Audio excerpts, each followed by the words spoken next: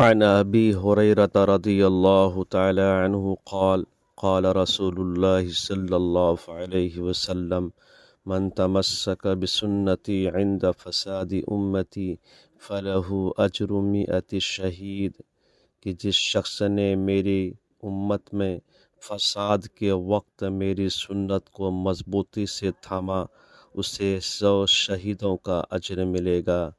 میرے دوستو، سنتوں پر عمل کرنا ایمان کو مضبوط کرتا ہے، زندگی کو متوازن بناتا ہے، دنیا و آخرت میں کامیابی کا راستہ دکھاتا ہے۔ آج جمعہ ہے۔ جمعہ کے مسنون اعمال یہ ہیں: نمبر 1 غسل کرنا، نمبر 2 عمدہ لباس پہننا، نمبر 3 مسجد جلدی پہنچنا، نمبر 4 سورہ کہف پڑھنا، نمبر 5 دعاؤں کا اہتمام کرنا، نمبر 6 مسواک کرنا، نمبر 7 بہترین خوشبو لگانا، نمبر 8 تحیۃ المسجد پڑھنا، نمبر 9 درود شریف کثرت سے پڑھنا، نمبر 10 گناہوں سے بچنا۔